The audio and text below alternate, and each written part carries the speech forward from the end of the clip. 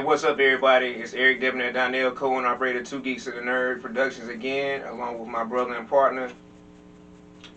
Black Samurai 001. Oh, remember the 001 is the I. Hooray! Anywho, also co-owner and operator of 2 Geeks and a Nerd Productions. And today, I know normally after my intro that Mr. Debonair over here normally will continue the intro. But before we get to it, remember to like, share, comment, email, subscribe, and hit that bell. We're across YouTube, TikTok, and we don't mess with our Twitter. We haven't started our Blue Sky yet. And Facebook and Instagram. So. And follow. Follow. And again, like. Yeah, don't scroll and look at a video, especially for our subscribers. If you're subscribing to our channel, please like the videos or whatnot. It does help us out. Yeah, it helps us out in our community. Even if you don't watch the whole thing, watch a little bit of it or whatnot. Listen to it while you're riding, to work with your morning coffee, whatever, you know what I'm saying? Because we know y'all on your phones as we see you out here in Charlotte, North Carolina, because we out here in Charlotte repping that CLT, you know what I'm saying, or whatnot. But yeah. But this one is a special freestyle show. We're going to interview Debonair Donnell. I know last time we kind of did Into the Nerd, or we just kind of came up with that title. And if you go on to our YouTube page, you'll see our welcome back video. And it's a show called Into the Nerd, but he says he's a nerd. I was always called a nerd by a friend of mine or whatnot. Always said nerd or whatever because I was an athlete, kind of jockish, but I had the brains too, got to keep those grades up for the team and for your individual self. So kids, if you're seeing this, take education seriously. So this could either be Freestyle Show or this could be Into the Nerd episode. We're going to let y'all judge. But I'm going to interview Debonair Donnell about, if you didn't already know, but I think y'all do know, that he is a musician or was a musician. He still has his talent, regardless of is or was. And that is a songster, not a songstress, but we'll call it a songster or a songmister and a rapper. So I guess we're just gonna get it started. So I don't like saying rapper. I don't like being classified as but No, go ahead. I love music. I always loved music since I was a child. I wrote my first song when I was like maybe 6 years old, and it's called it was called Good Night Irene. About this girl, this little Filipino girl. My older brother still be messing with me about it or whatnot. But hey, it was hot, for an 80s baby. It had that kind of, that early 90s, rhythm or mood or whatnot, So that was my first song. Been writing poetry since I was a kid too. Recently just wrote something the other day or whatnot, which is kind of poetry. But I started writing a song or whatnot, so wrote I wrote kind of the hook, I wrote a bridge, and the first verse or whatnot the other day, so y'all might be seeing that, maybe not, but. And this is a poem. Nah, it's a song, but see, what a lot of people don't understand is like, songs are poetry, so when I write music, I put it in like poetic form, as far as the stanzas, the verses, whatever, however you want to call it. That's how I usually structure it. For me, it's easy because I don't do lyrical exercises pretty much lyrical exercises where you repeat yourself so much, it's like you're ingrained it into your head. So artists like Jay-Z or my homeboy D. Dre, they do lyrical exercises to where they don't write. They'll just recite stuff in their heads over and over again, say it out loud over and over again. So it's kind of like muscle memory type of thing. So So y'all pulled that, I guess if you saw the Biggie Smalls movie, y'all pulled that Biggie Smalls move when he just was in the studio and he didn't have anything written down and he just started rapping into the microphone, and the song in the movie was Biggie's first song. So is that kind of an example for those of us who remember the movie, what you're talking about? Like you could get up if you had to on a microphone in the studio, or even rap battle, or even freestyle. Well, that's kind of what he did in the studio in that movie. He just said what was on his heart, his mind. That's a real freestyle. When people say nowadays, like, it's more of a battle rap thing, so artists will come, they'll know something about their opponent, sometimes do, sometimes they don't.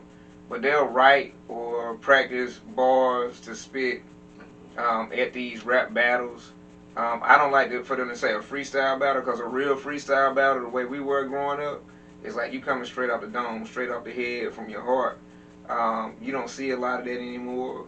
A lot of these battles that you see on YouTube and stuff like that are people that know who the artist is, and they're like, all right, well, this is what I'm going to say about him in this round, and this, that don't work. I'll say this in the next round type of thing. Not saying that they don't really freestyle, but true freestyle is like just pure, unwritten, unrehearsed, unthought of. Like I said, straight up the dome. So, and Dre is one of the most proficient artists I've ever seen to do it. I got a homeboy named Mark, can do the same thing. Ace, same way. I know a couple of cats out in Charlotte that could do it. These people that I'm naming, like from Burlington, where I'm from, or whatever. But yeah, I always love music. Did want to dabble a little bit with the guitar. I got one sitting over here on the floor. Another one in the hallway.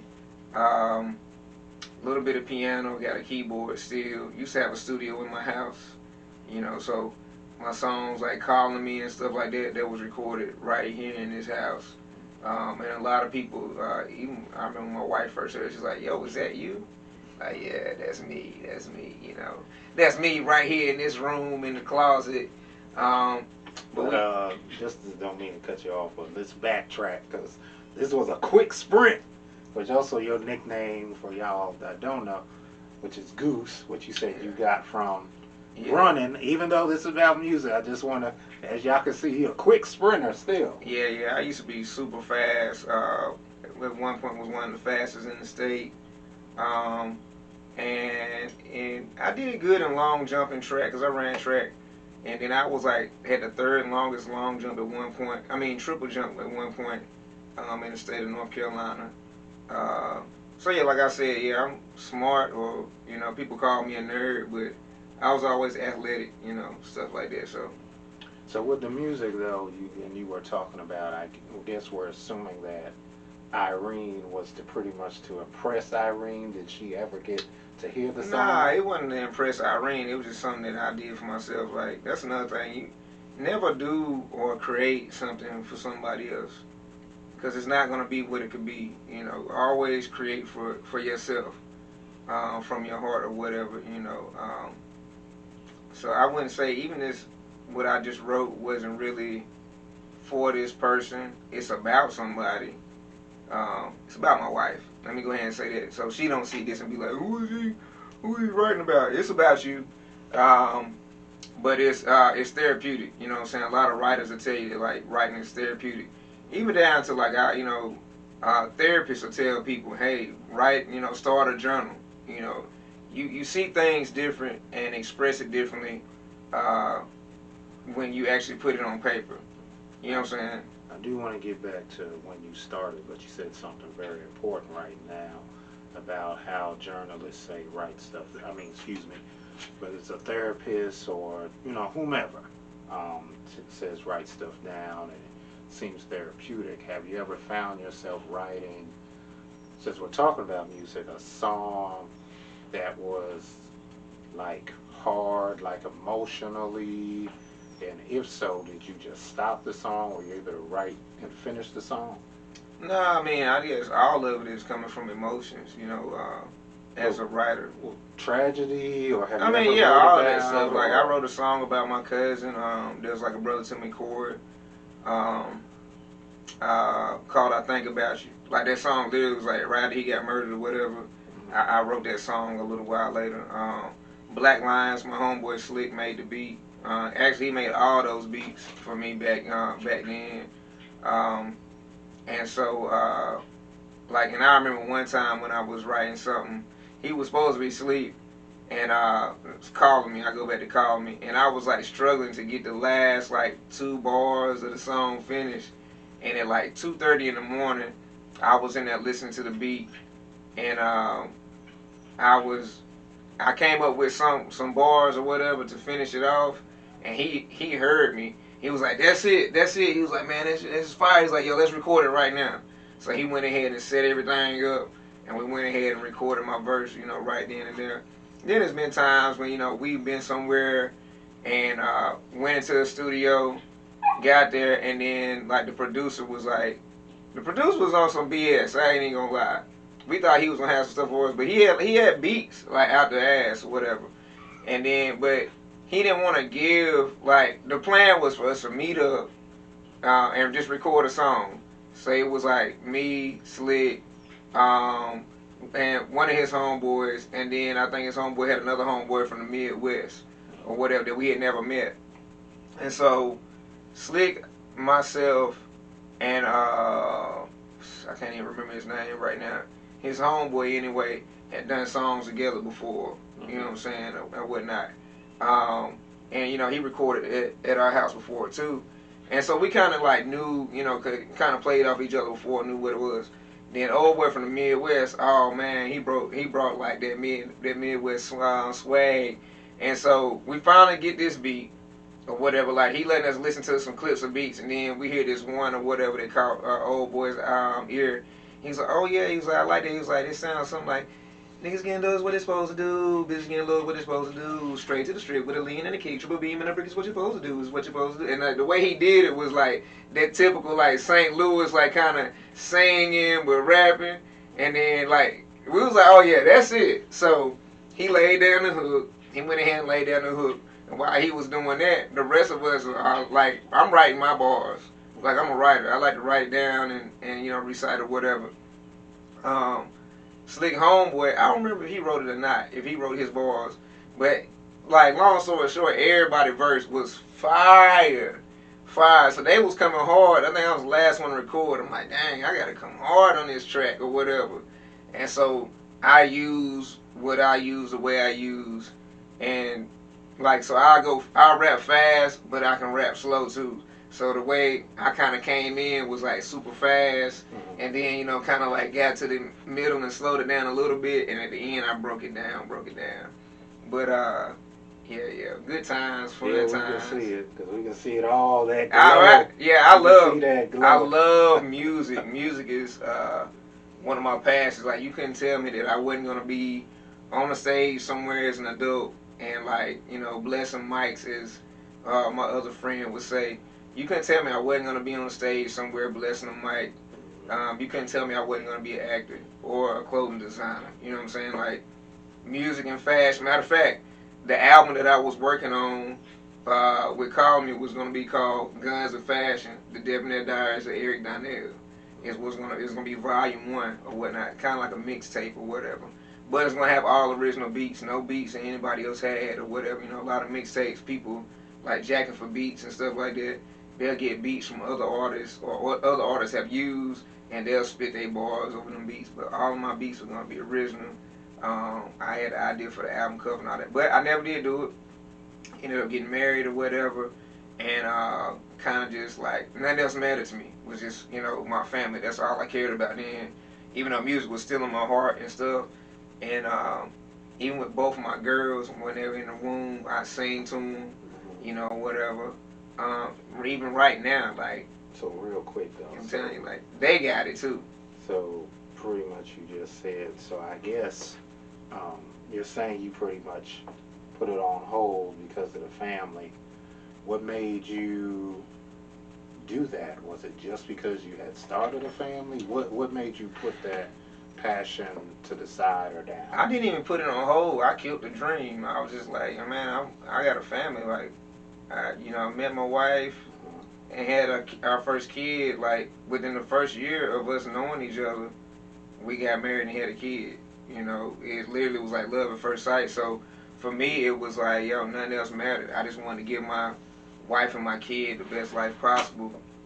So it never just crossed you to try, you know, to put the family, take care of the family, and still keep it on the side, or try to do, I don't know, weekend shows? Nah, because a lot comes with the game of music. You know, we watch music evolve, especially in the hip-hop / R&B realm. We watch it evolve from the 90s up until now, you know, 2025.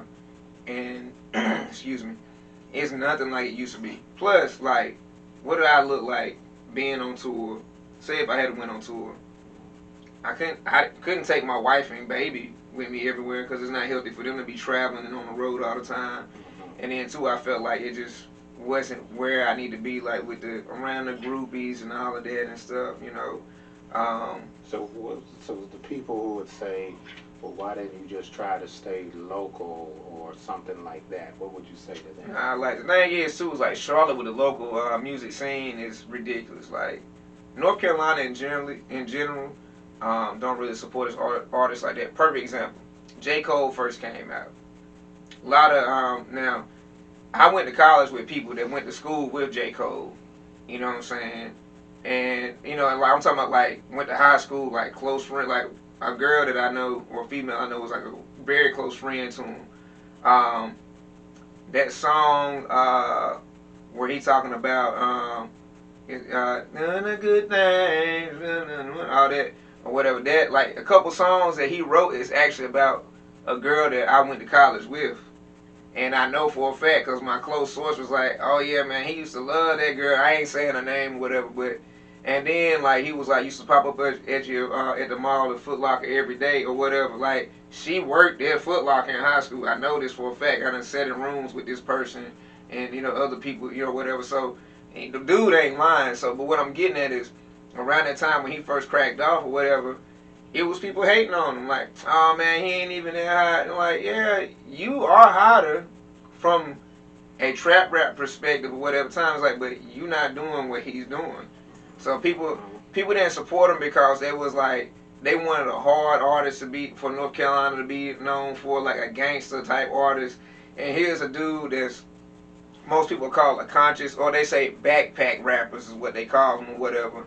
But the dude worth $100 and some million to my understanding at this point.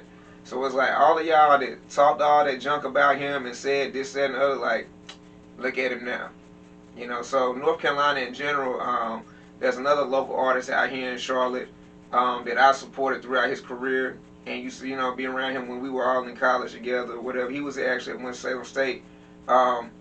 Didn't make it super big, like, to where people just know him, you know, the way you would think of, like a J. Cole or whatever. But he been on tour in Ireland and stuff like that. He's also an actor. He's a poet. I actually met him on the poetry scene or whatever. But anytime he had a show, I'll go see his shows. You know what I'm saying? Matter of fact, I think I took my wife to one of his shows that used to be up here in Noda. I can't even think of the name of the place, because most of the places, you know, now aren't even existing. Like, they knocked them down or whatever. But, like, these little hole-in-walls and stuff like that, like, very talented artists. And, you know, so he's still doing music. He done been to Cali doing music. Been on tour and stuff in different places around the world, done very well.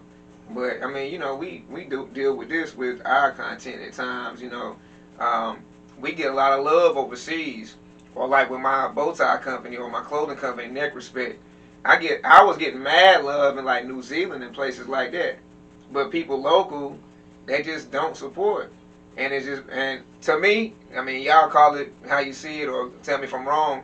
I think it's just people being jealous or hating that it's something that they wanted to do, coulda, woulda, shoulda, but never did.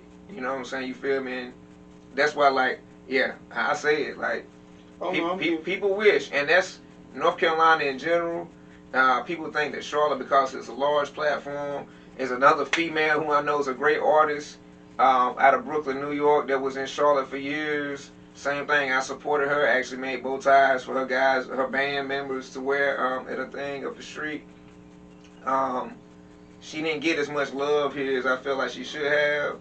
But so she ended up going back to Queens or Brooklyn, wherever she's from, whatever. And on an international scale, like, she got I'll tell you the name of the album. Molecular Legato, or whatever. So y'all can go look the artist up. Just look up the album.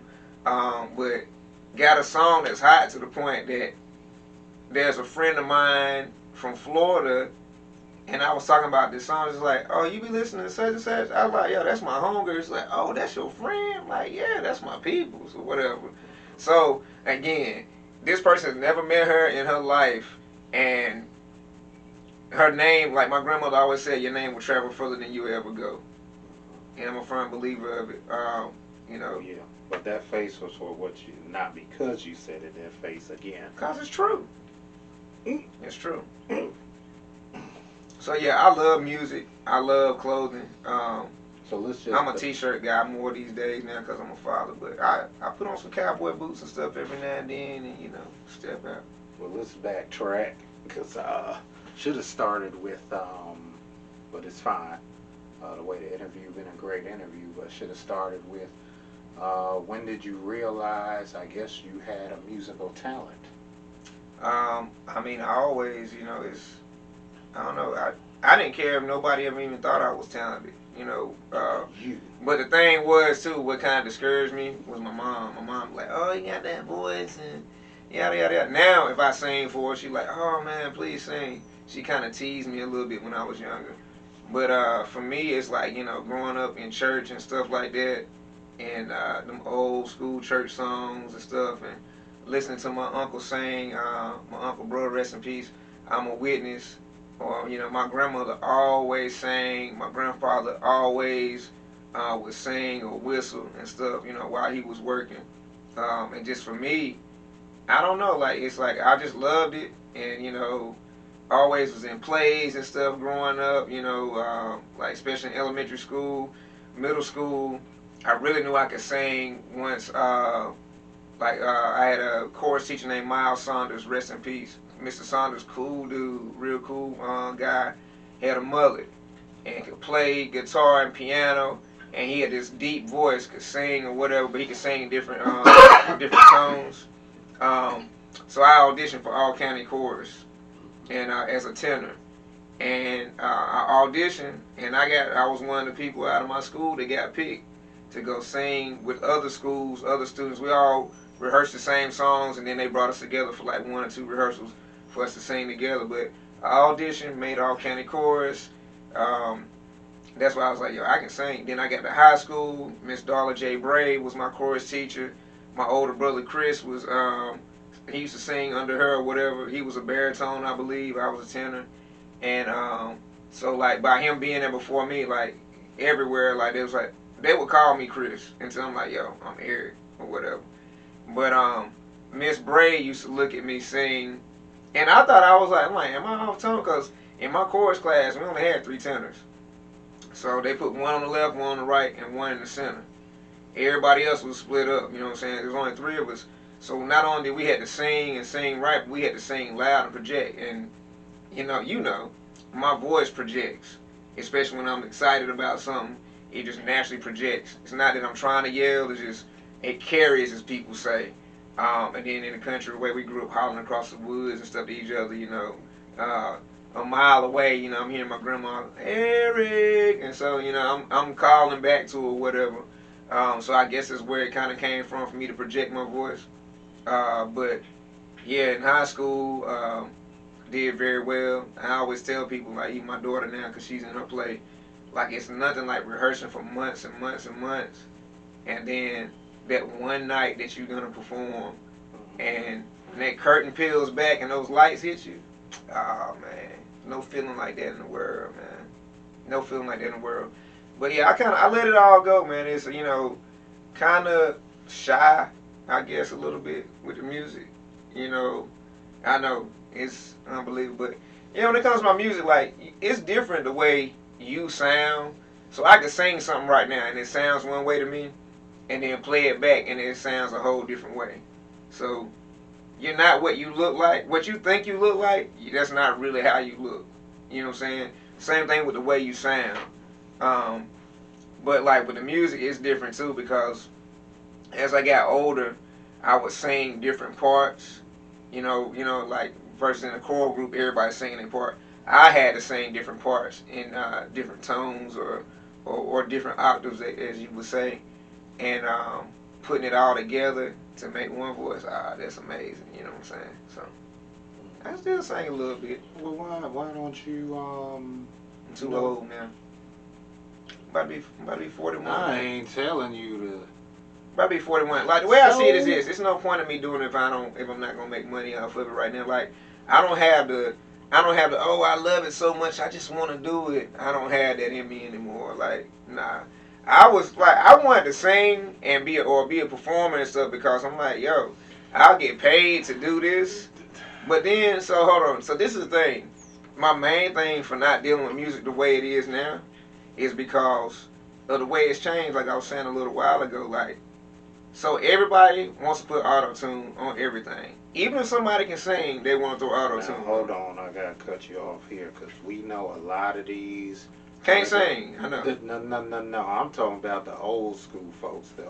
Whether because of, like we just heard about, the great Angie Stone was still touring because she wasn't getting her money, which most of the artists, or even if the ones who wrote have their rights, weren't getting their money. So there's most of them, Angie, Mariah, SWV, and I could go on and on, are singing these hits back in the 90s, early 2000s, and was selling out shows. Because, like you just said, you know, a lot of these people are relying on auto-tune and certain things like that. People still want talent. Yeah, now, people do.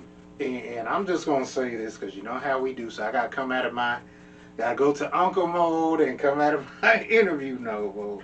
I'll say this for you. I ain't forcing you to say you need to do what you need to do, but I'll say this. I heard what you said. I don't agree with your age. No, it's possible. Because you're talented. I'm not saying do a whole world tour. Even if you just gave people a single or an EP, you know, and just see where it goes. No, I literally told somebody the other day, that you know, whatever, we were talking about music, and it was like, man, we should do some open mic nights or whatever together and stuff like that. And I'm like, I don't have time. I'm raising 2 little girls right now, so I don't have time. I don't have time for it. My mind is on other stuff. Music and stuff is fun for me now, but it's nothing that I want to really pursue. Have I thought about doing something?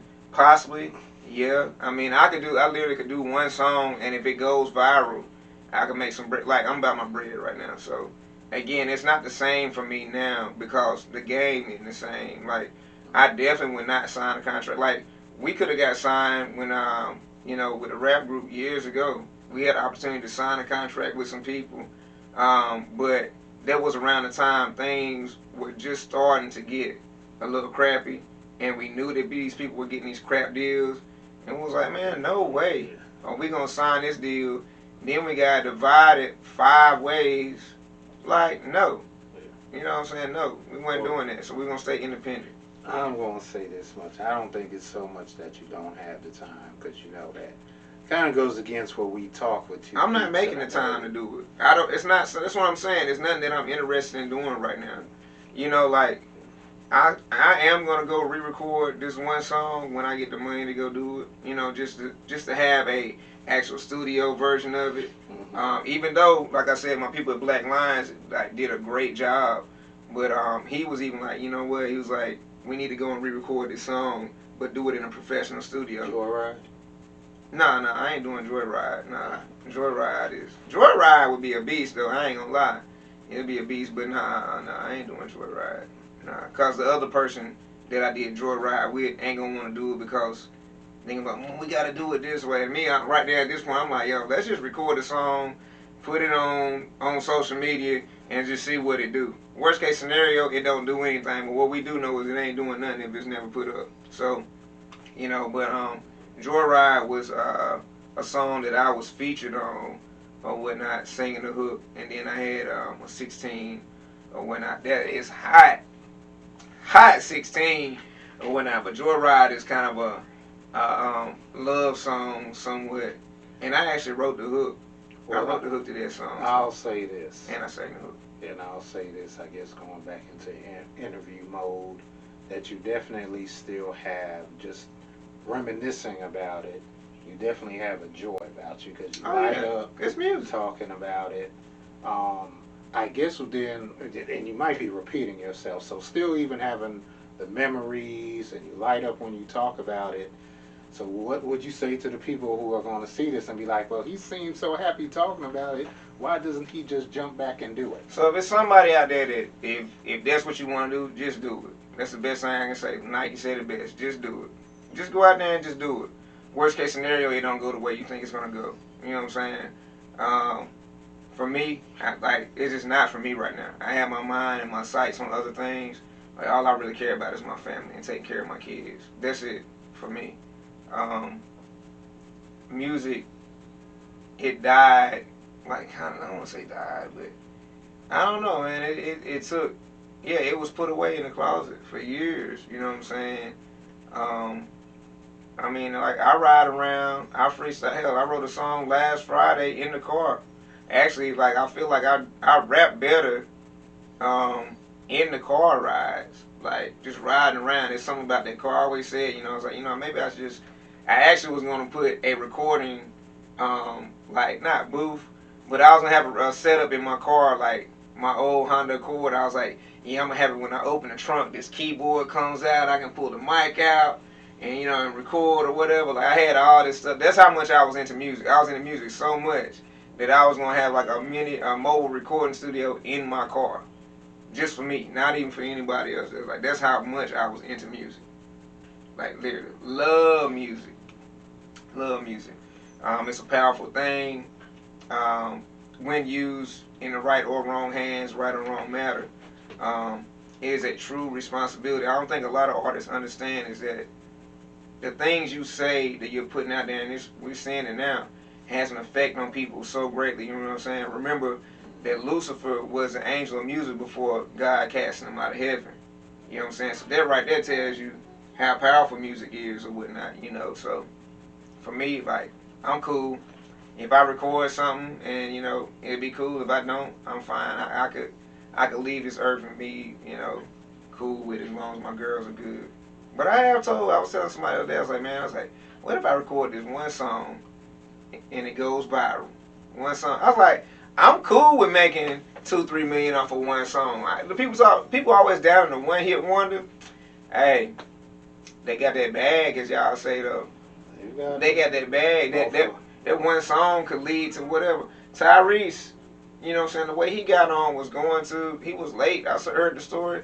He was late for an audition or something, and like begged the lady to let him do it, and then he did, and that's how he landed the Coca-Cola commercial, which led to all his albums and movies and all that other stuff. You know what I'm saying? Well, you got someone like Sir Mix-a-Lot with Baby Got Back. Still playing it. And he has his publishing, because I seen him in this video. So he owns the song, has the rights, and has the publishing.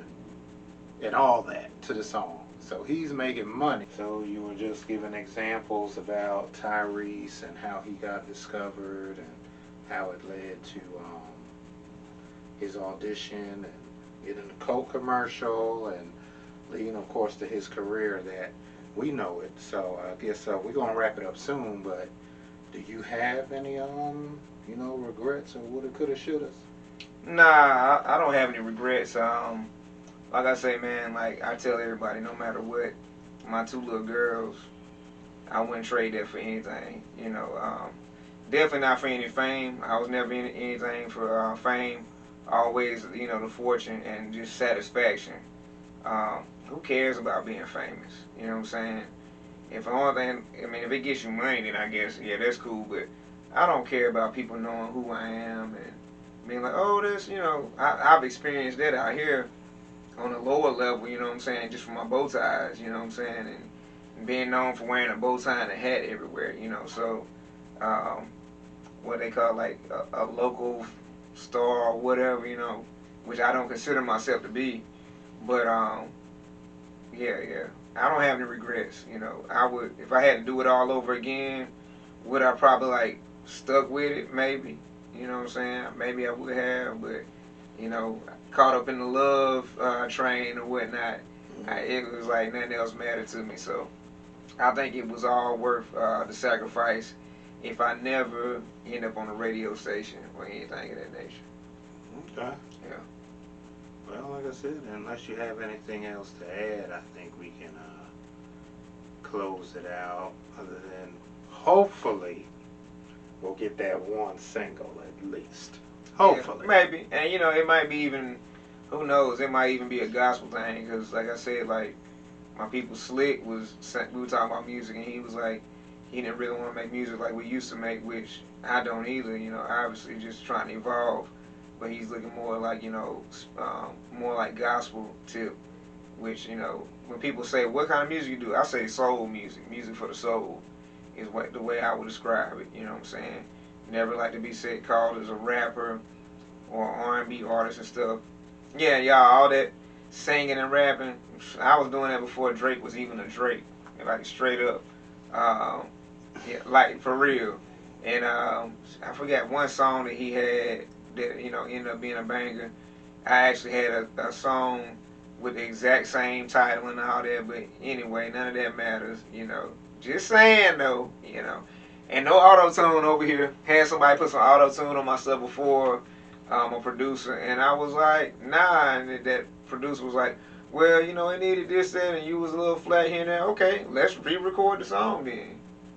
Plain and simple. Just tell me, hey, look, I think this could have been improved here, there, or whatever.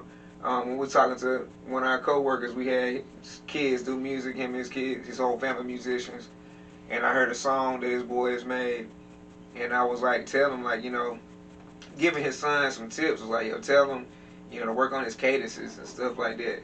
It's a lot of things, from a music perspective that you might need to change a word or something how you say it, but anyway, that's a whole nother show, another time.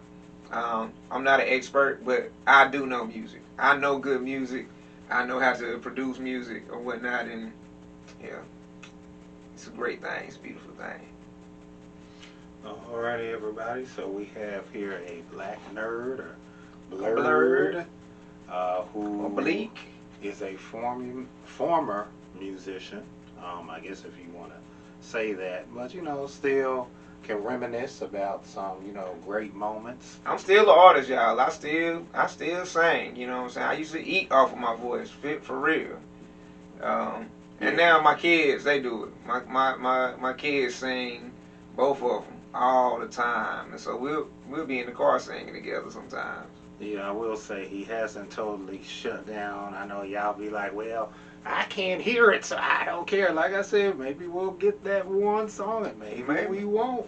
Yeah, maybe. But I will say he does, being around him, we'll bust into a song, just out of nowhere. But I will say this too, if you go on to his TikTok, and I want you to tell what your TikTok is, he has done some freestyling on his TikTok. That's a couple of it. Yeah, it's a few videos, but I mostly just be on there talking. But yeah, y'all can check me out on TikTok. The name Eric Shaw, or you can look at, I think it's Debonair _Donnell. I believe is the handle or whatever, I believe. But yeah, I mostly just shoot videos now. Trying to be inspirational, sometimes talking junk, whatever. A lot of handyman, like man of the hour stuff. That's my company where I work on cars. I do home improvement projects for myself and for people. So a lot of that type of stuff on there. But I'll say this, we might, when we drop this video, set up a link to go straight to the video. Yeah. Just to see. If brother doesn't mind, if the link is there, the brother doesn't mind, and if the link's not there, he said, nah. I don't mind. Hey, I can use the followers. That's what I was told. I was an influencer before influencer was actually deemed a term, which I was like, dang, I don't think I had that much influence on that many people, but apparently I do. So, hey, or did. Yeah. Well, everybody, that is it for our, whether it's the Freestyle Show or Into the Nerd or maybe a combo of both. But I am your host, interviewing Debonair Donnell. I'm Black Samurai of Two Geeks and Nerd Productions. Black Samurai 001. Yeah. Of Two Geeks and Nerd Production. And we can close it out.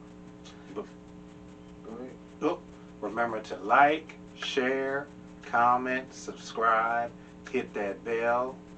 when you're on YouTube, and do the same thing. Follow us on TikTok, Instagram, Facebook. Follow us on YouTube. And if you need to contact us at 2 Geeks and a Nerd Productions. And that's the number 2, not the word. Yep, number 2. Everything else spelled out, but pro. So 2 Geeks and a Nerd Pro at gmail.com. But we will stick it down here just to make sure, or maybe up there, just to make sure y'all see it. Also will be a link along with the video. But I guess we'll just close out. Do you have anything else, sir? Repping the Queen City, so shout out to everybody out here in Charlotte, North Carolina.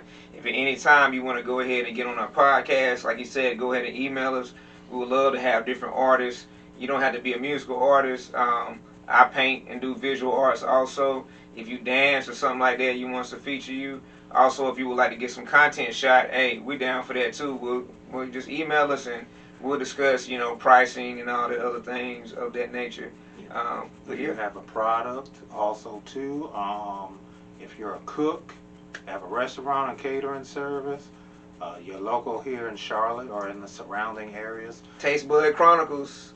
So, that's something else I do, food reviews. So if you talking about food, if you got food, you better come correct, because I'm going to be honest. You have products that saying, this is the best, blah, blah, blah. You better come correct. So before you send it to us, before you offer us an invite for food, make sure you on your A game. I won't, drag you in the mud, but we're going to be honest. Because I'm going to tell you right now, Chime Time, Maria's is trash. Oh, Lord. I'm sorry. I'm probably just edit that. No, we ain't edit it out. Come on, Chime Time. Me and you need to link up and then talk about some food if that's the case. But anyway, until next time, we are the geeks, you are the nerds, but we the nerdies. Peace.